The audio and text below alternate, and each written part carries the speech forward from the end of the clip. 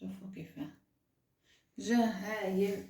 نتمنى تعجبكم الوصفة تاعي حبوبات اليوم. نتمنى تجربوا المقروض هذا وتعطوني رايكم. في امان الله.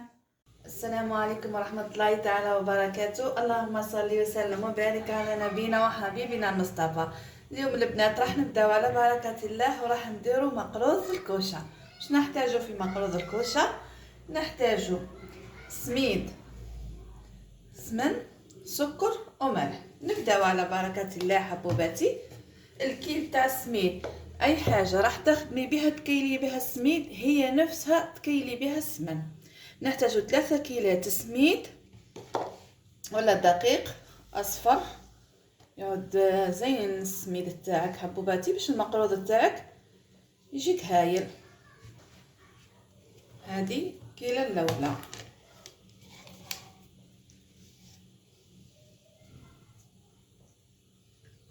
هذه كيله الثانيه،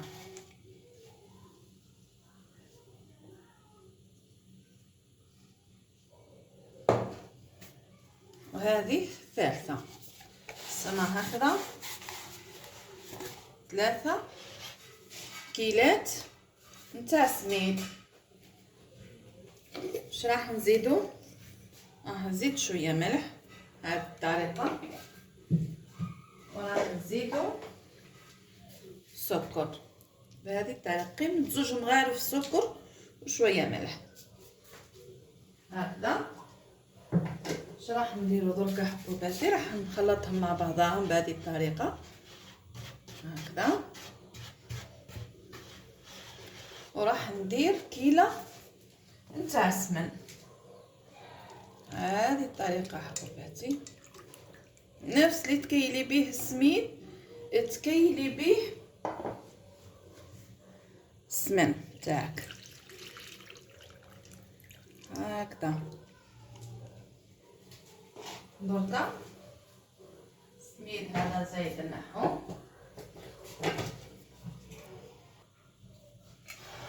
دركا نخلطو السميد مع السمن بالبيان حتى تتجانس المقادير كاع مع بعضها هكذا. بسم الله، ديري يديك خير.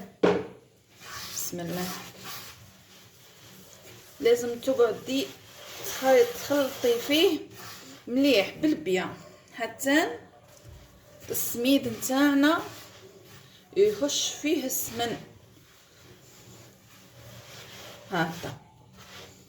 وماناش راح نخدموه دركا حبوباتي، لازم يبات باش السمن يتجانس مع السميد بالبيان ويجينا مقروضنا هايل.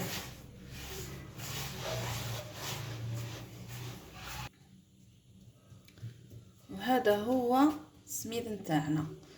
ما درتلو ما البنات، ما درتلو حتى حاجه حتى الغدوه. لازم تمر عليه 24 ساعه حتى الغدوه باش نولو نخدمو فيه كيما هكذا بهذه الطريقه، وتخليه يبات كيما هكا، تغطيه وتخليه يبات حتى الغدوه باش نبدو نخدمو به.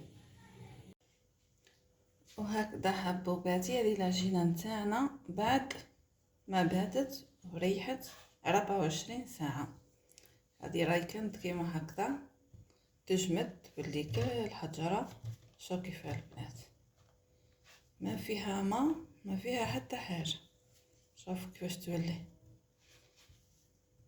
تولي قاصحه بزاف. نحلوها بهذه الطريقه.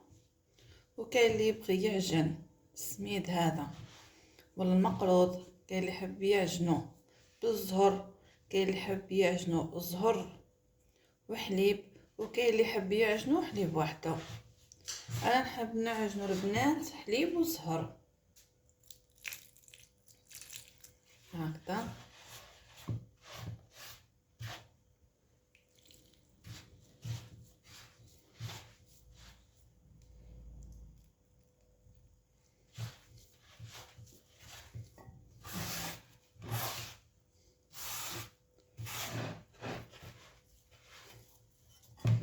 راح نزيدو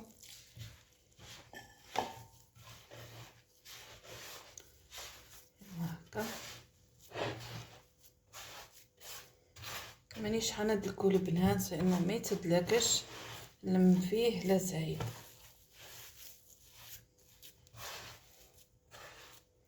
لموها لا زايد، هي راهي ما تتدلكش حبوباتي.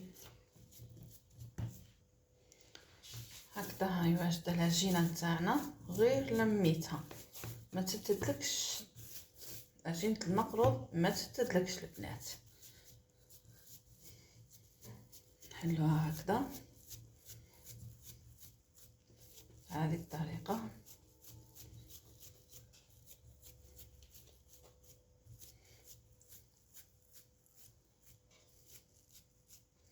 هكذا ونجيبو الغرس تاعنا. الغرس شوفوا شحال راه ليا البنات، ما درت له زبده ما درت له والو، درت له غير قرفه والطيب تاني. حتى الطيب انا نحبه في المقروض ونحبه بزاف بهذه الطريقه.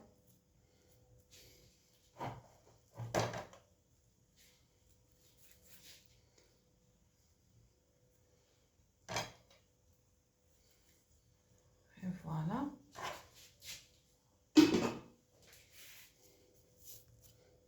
نروحو معاه غير بشويه ونلمو ونقفلو كيما هكذا.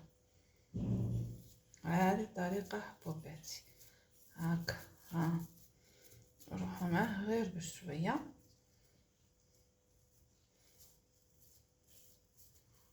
هكا. اي فوالا ونهزو هكذا نديروه هكذا ونخدمو المقروض تاعنا هكذا. نقسموه بنات كي تجيك العجينه كبيره نقسميها على زوج. شوف الغرس كيفاش البنات راه كاين بزاف.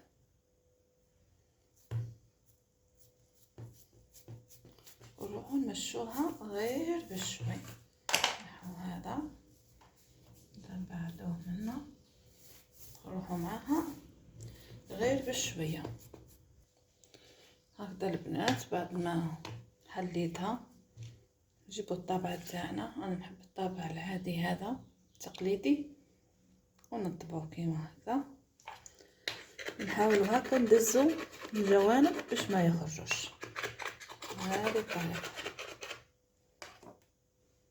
هكذا.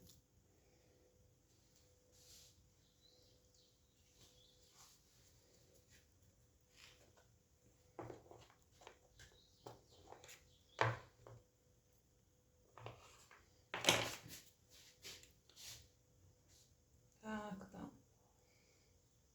بهذه الطريقه حبيبتي.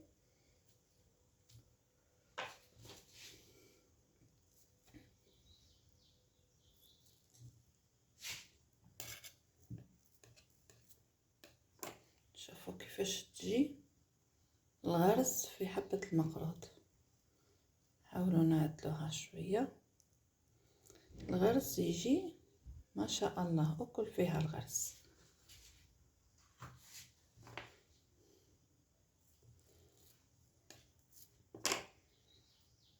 شوفوا حبوباتي كيفاه. نزيدو نعدلوها شوية هكا بيدينا. شوفوا كيفاش، شوفوا كيفاش الغرس ما شاء الله.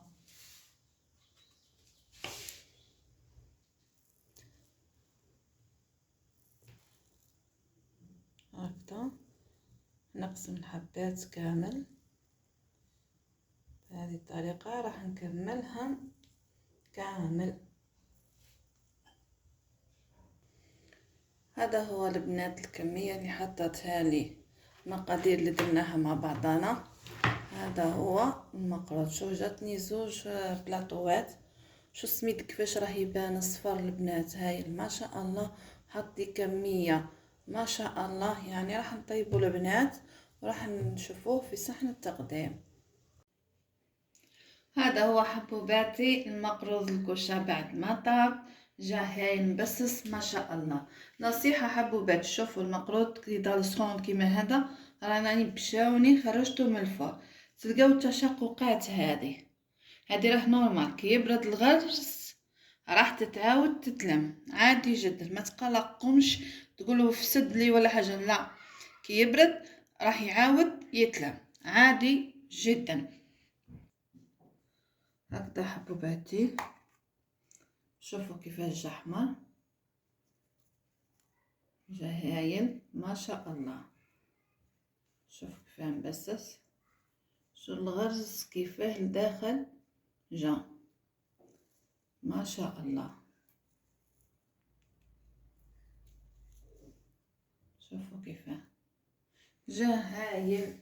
نتمنى تعجبكم الوصفة تاعي حبوبات اليوم، نتمنى تجربوا المقروض هذا وتعطوني رايكم. في امان الله.